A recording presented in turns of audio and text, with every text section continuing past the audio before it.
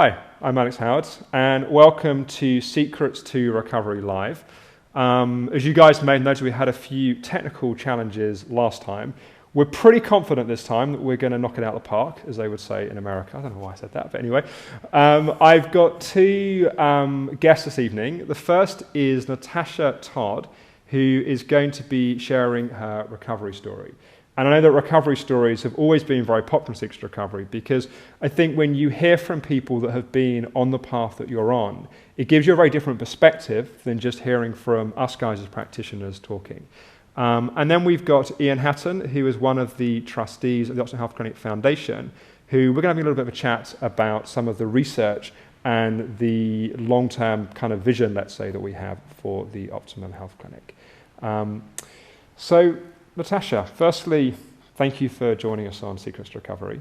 I think maybe a good starting point, the place often we start in these recovery stories, is where did the whole thing start for you? Back in 2008, I know you were a mum of 3 boys and I guess going around your life. And what was the point where you kind of felt like something was wrong, like you started to notice some symptoms?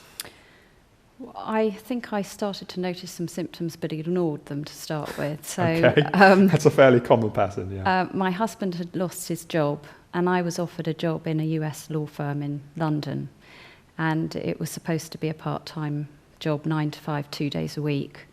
So I went back and did that, and of course over time it became a far bigger job than what they'd promised me, and I constantly had that feeling that I had to do about 100 hours in 20.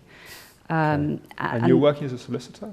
As a solicitor, yeah. Yes. And I think I was their guinea pig for part-time work, and I don't think there were any other people in that firm who had children, and there were only a few who were married. So it was very much a sort of single person's life, and they worked 24 hours a day. So it was like, we've got a full-time job, but we don't want to pay someone full-time, so we'll get someone part-time to do it. It was a bit like that. And I started feeling ill and very stressed about it, but I thought I had no choice because everybody else was working harder than me. So I had this real fear of failure. How come I can't do it if they're doing it, sort of thing. So I just kept going. And just sort of took it day by day. And I kept saying, if I get through next week, then it'll get better. If I get through next week, then it will get better.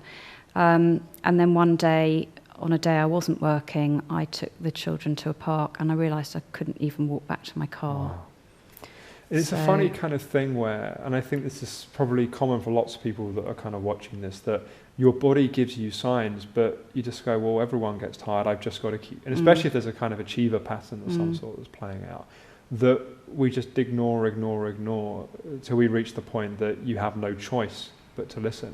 Yes, and I think that you never believe or know that that's going to be the result. You just think it's a matter of mind over matter, and I can just do it for another week. And it's that feeling that you have no choice, that you can't let people down, that you can't fail, that that you really just have no choice but to keep going.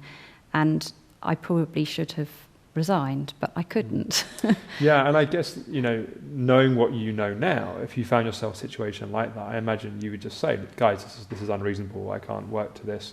And you would have either negotiated something different or you would have left. But I guess at that time, you didn't have that kind of awareness. So you just had to keep going. Yeah. So you're out in the park with the kids and you realised you didn't have the energy to get back to the car. Well, what happened from there?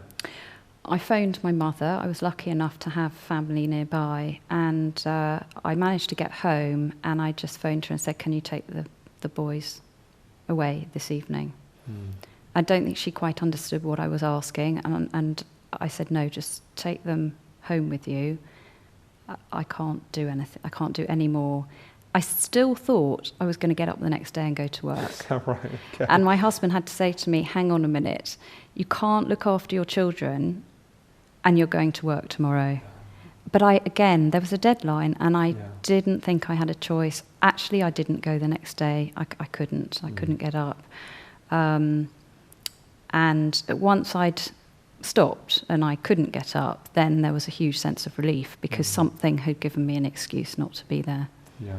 So what happened from that point? Was it a kind of fairly consistent, or did you then get better for a while? So, I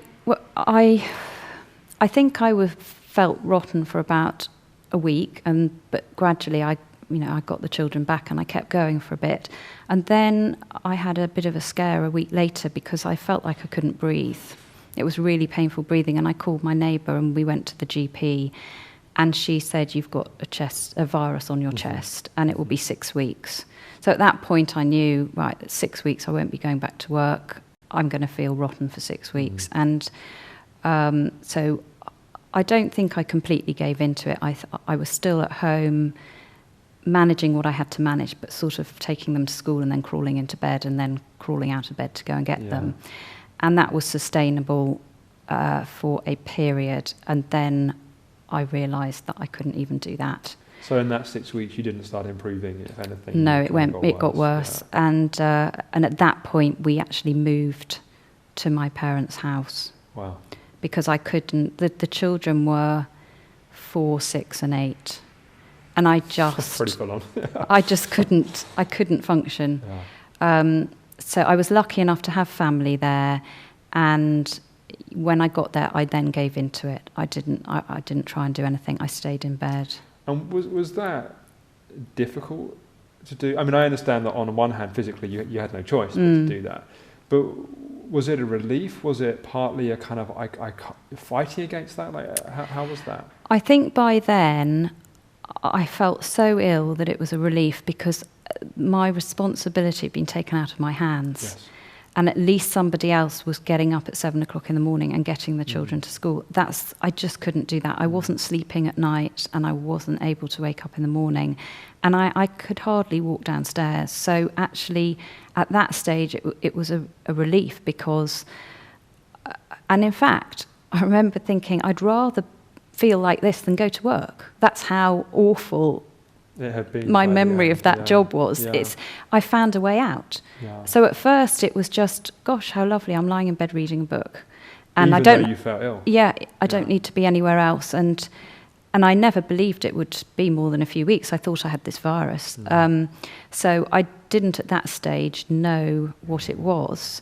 But there was this sense of, I've got out of the job and someone's looking after me and my children, and I'm okay. That's okay for now. Okay.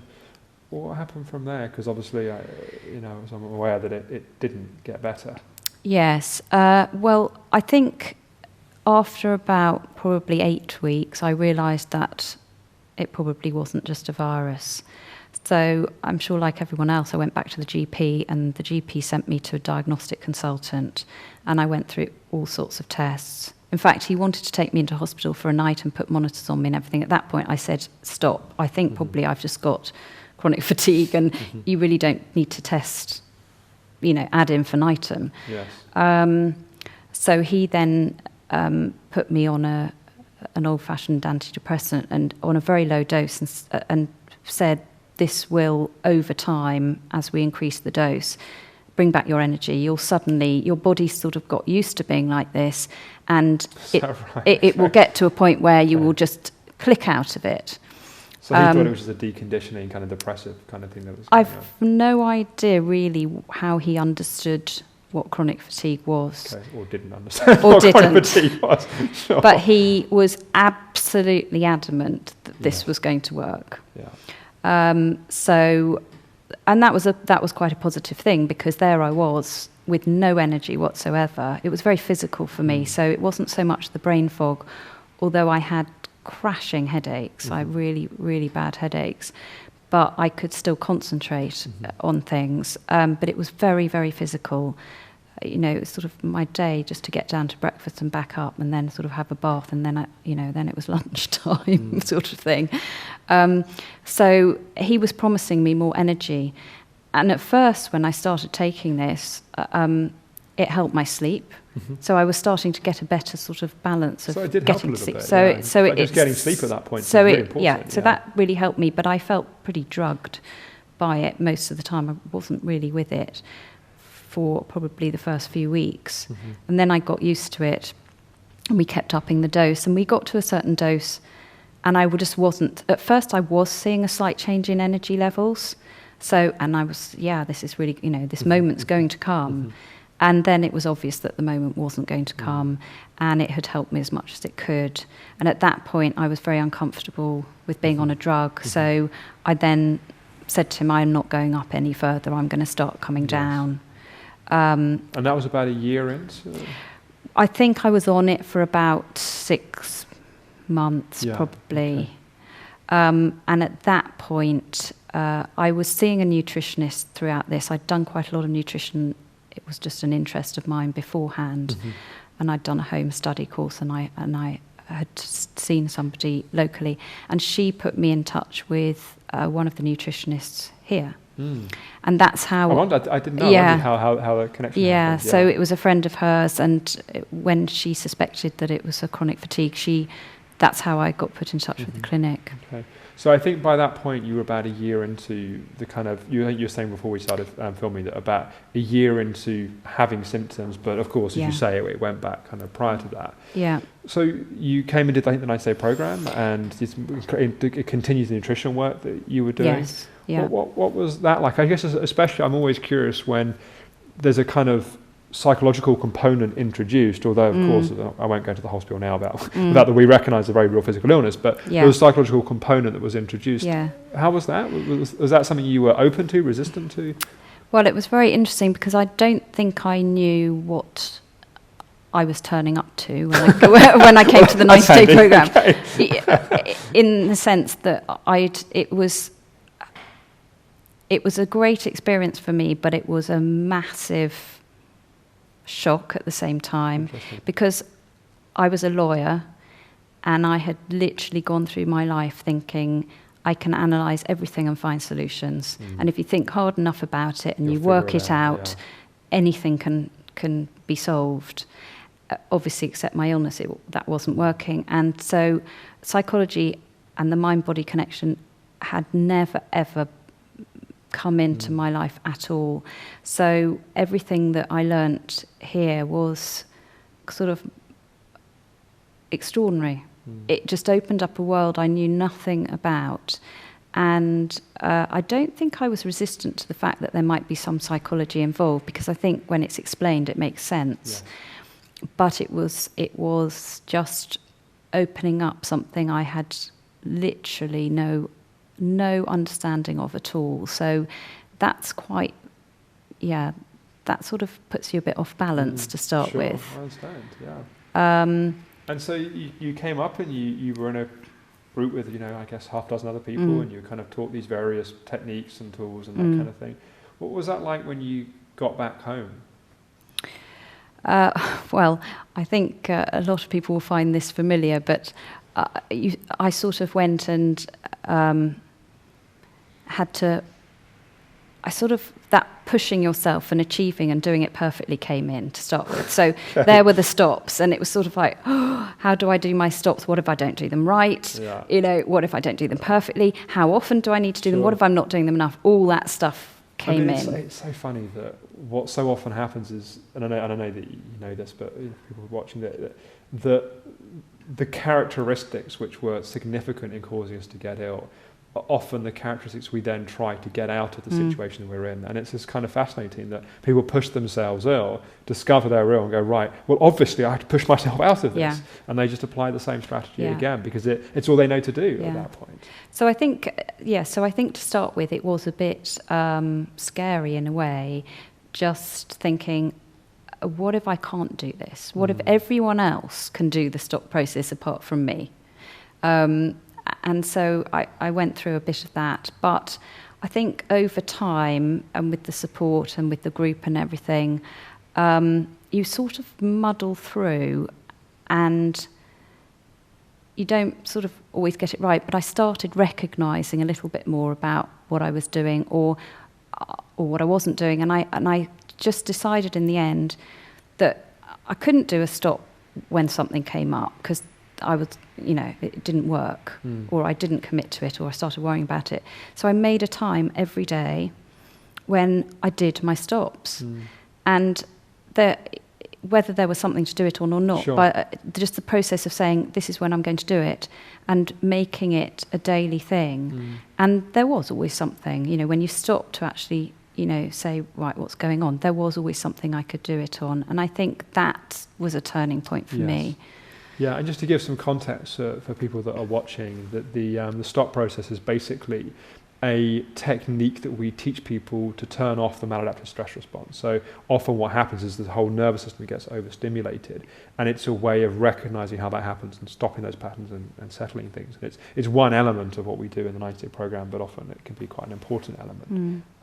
So as you were applying that, what was the effect? Did you see differences straight away? Was it something that took some time? Was it kind of a straight line? Were there bumps in it? Often it's not a straight line. That's why I think it's good people would understand that. Yes. No, it certainly wasn't a straight line. And I think I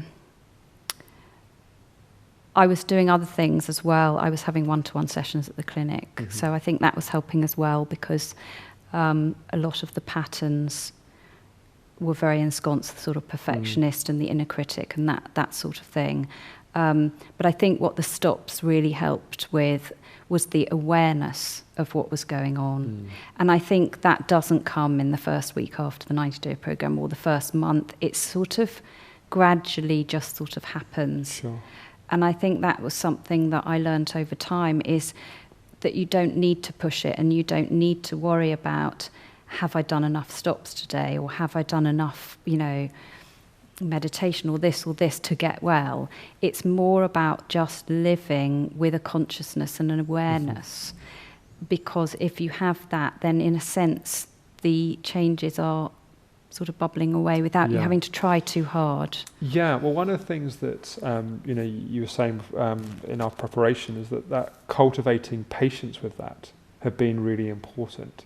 I don't know if you can say anything about what helped, because I think what can often happen is we want to see change and we're not seeing change, and then that triggers a whole load of patterns. Can you say anything about what helped you with that patience, especially when you'd been used to kind of looking for things to happen quickly? I think that I realised at some point, and this wasn't quick, I think, you know, the first year was probably just about, you know, grappling with everyday life and going through the ups and downs and just trying to stay on vaguely on a path that you know. But I think over time I realised that I didn't want to go back to the life that I'd had before, and that life was actually totally unsustainable and miserable. And was it difficult seeing that? Was it a relief to see that? Or? I think I knew it. I probably even knew it, but didn't want to acknowledge it before I got ill. Yes. But so in a way, it was a relief to recognise that, and to recognise that life doesn't have to be like that. That I had some tools and some awareness to realise why it was like that and how it could be different. And a lot of that for me was around this trying to get everything right and sort of pushing myself, and that whole sort of perfectionist pattern, and the judgment as well, the sort of inner critic there. And those patterns are quite difficult patterns to change. And they don't happen by doing 100 stops a day for 90 days. They have to happen in their own time. That is the achiever pattern doing that. Yeah. It's a sort of, it has to happen by a bit of commitment and a bit of sort of osmosis of a new way. And I realised it couldn't be hurried. So I would sort of go forward a bit and then plateau for a bit, and then, you know, and maybe go backwards or whatever I was doing. But I actually realised that I wanted to get to a different place from where I'd started, and that to get there, it couldn't happen quickly. And I think then that helped me to be patient about how long it was going to take. So that sort of idea of pushing it or expecting something to happen quickly, that sort of dissolved away, and that really helped. Well, I often think that patience is something you have to cultivate. It's not something that you just have. It's something that you have to actively work to develop that as a capacity. Can you also say something about the role that belief played for you? You know, in a sense, again, I remember you said earlier about believing you can get well and believing that the path you're in. I just want to say as a preamble to it that I had this thing around belief that it's not that you just believe something's going to happen, it happens, because of course we could say, when your doctor said, take the amitriptyline, for the next number of time, you believed that was going to be it, and you also believed initially that you're just going to be a couple 6 weeks with a lung thing going on. So it's not just blindly believing, but also we have to have belief to take action and to follow through with that. So you can speak to that a little bit. I think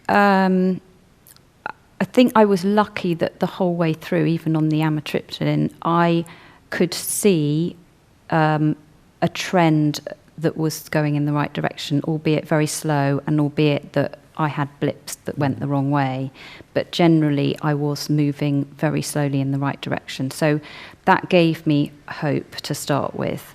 And I think that helped me believe that I was going to get well. I don't think you don't always see the path you're going to have to take. I think it didn't occur to me that this was it for my life. Sure. I stubbornness or whatever, I don't know what it is, but I just believed that if there's a way of doing it, I will get there. And there were days when I didn't particularly believe that, but overall... Yeah, and sorry, I think that's also an important point to make, that believing that we can get well and change things doesn't equate to believing that in every moment. No. And often what happens is there are on the bad days, the days we kind of most need to believe it, are the ones we have no faith, and it's like, oh my God, it's always going to be like this.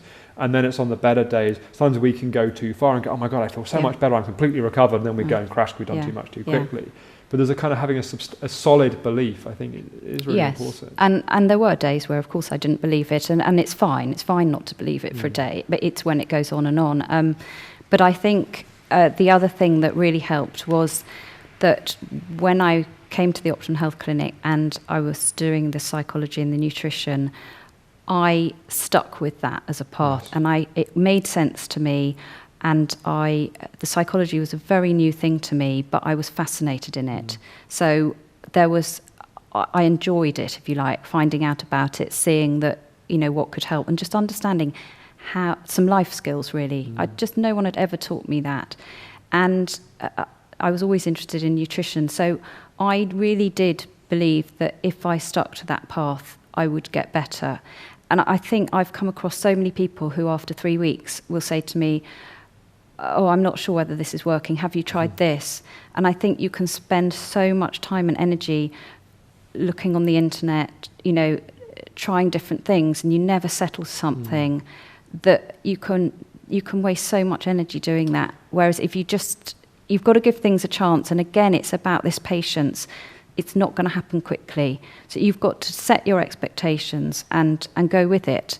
But if you've got that belief there, it really helps you on that journey. It's interesting. One of the things we say to people at the start of the 90-day program is that for this 90 days, stop researching. And it's kind of ironic because, of course, a lot of people find the Optimum Health Clinic on the internet. So, of course, there's a value to that. But there is also a place that people, as you're speaking, people almost become obsessed with constantly researching and constantly trying to find new things. And the danger that it can just feed the anxiety about what's happening. And, I don't claim that we have all the answers. Sometimes, it's important to go. But it's doing that in a balanced, considered And I think way, sometimes it's that idea that there might be a quick fix and we haven't found it. Yeah. And it's actually... Very attractive idea, realising that there may not be a quick fix, and actually the only person who can fix it is yourself. And I think sometimes people are running away from that reality that it is themselves that have to fix it. Yeah, I always think that, we can give lots of advice and guidance and support, and other people can give advice, guidance, support, but the individual has to be the captain of their own ship of recovery, because it's their body. They're the one that's there every day, day in, day out with it. Can you also, let's just touch a little bit on empowerment as well, because I think it takes a lot of discipline, it takes a lot of determination and a lot of self-belief, in a sense, to follow through and be consistent and do what needs to be done. So what role did empowerment play for you in your path? Well, I think that, again, it links into to what we've just been saying about you're the only person that can fix it. And I think in the beginning, for me, I spent quite a lot of time feeling sorry for myself. Just sort of thinking everyone around me should be nice to me because I'm in this awful situation and they're not. Right. And every time I wanted sympathy or just sort of gave up and felt sorry for myself, the reaction I got from other people was very, very negative. That's interesting. And it was really sort of, why should we look after you? Look at the extra things we're having to do because you're ill. If you're going to be grumpy, I don't mind doing it if you're not. But if you're going to be a dreadful patient, then we're not going to bother. Yeah. And I think it's that moment of realisation when you think, actually, I got myself into this.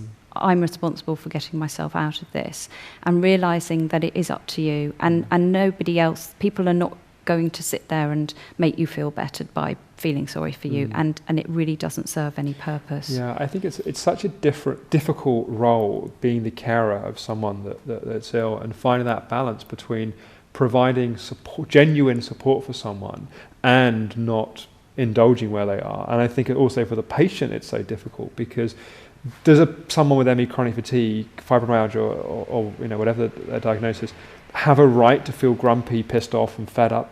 Totally. So, it's a shit, for want of a better word, situation for someone to be in, and having that attitude towards it only further feeds the suffering that someone's in. Yeah.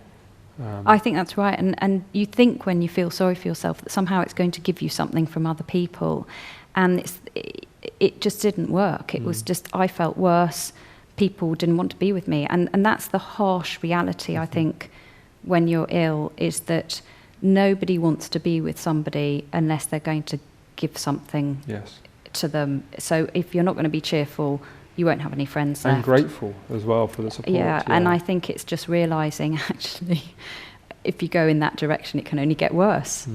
And it's just that knowledge that actually I need to get off my arse and do something myself, and I can improve it. But without doing that in the old achiever pushing way, which is often such a challenge. Yeah. Also, sense of purpose. You said to me earlier as well that there was you had a sense of purpose was important. But say a little bit about that. You were saying both in terms of being a mother and also the course. Well, I think one of the difficult things when you've had this period of illness is this feeling that you've just wasted 4 years of your life, and all the things that you used to be able to do you can't do anymore. So whether it's work or being a good tennis player or whatever it is, everything stopped.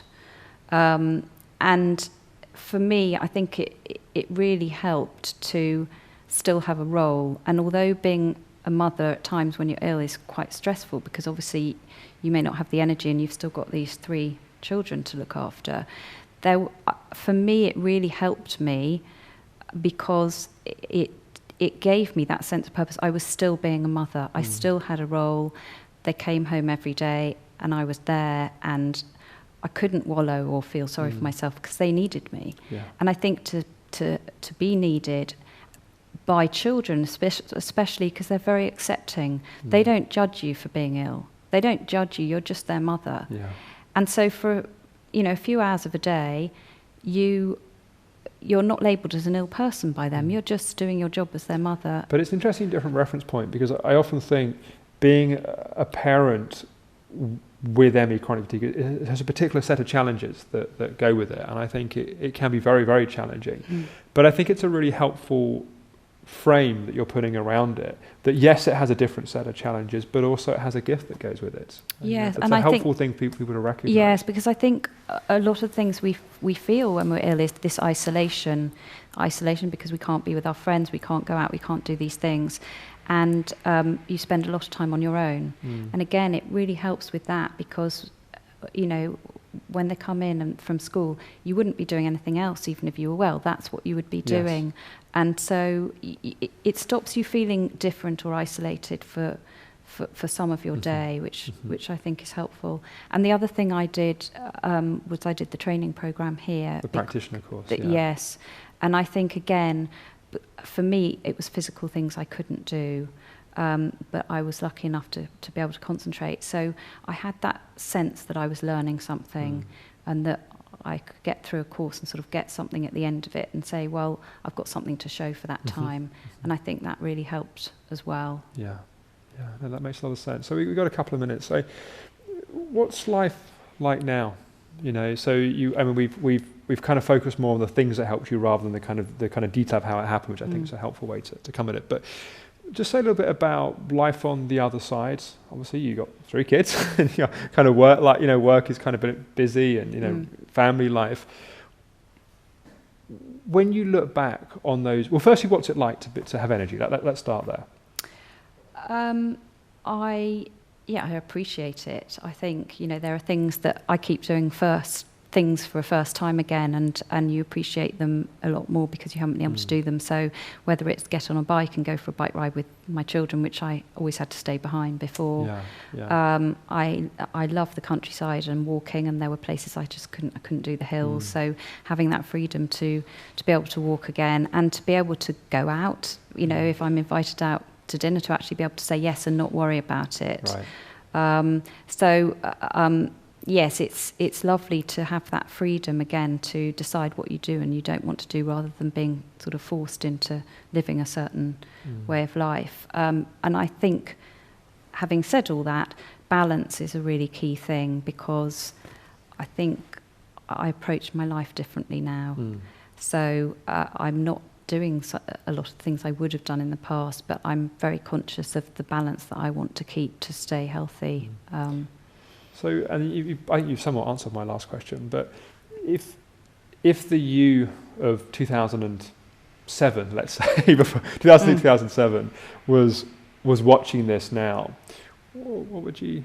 I mean, put that slightly differently. If the you of 2008, the you that had started to get ill, I think that's probably a better way of coming at the question, what would you say to them in terms of from the knowledge and the wisdom you've got now? What would be the one thing that you would say? Just one thing. Trust in yourself. Trust that you will get to where you need to. Yeah. That's great. Natasha, thank you very much for your time. I know it's people that watch these stories really appreciate them, and well done. I know it's a journey. So I really appreciate you sharing your story. So thank you.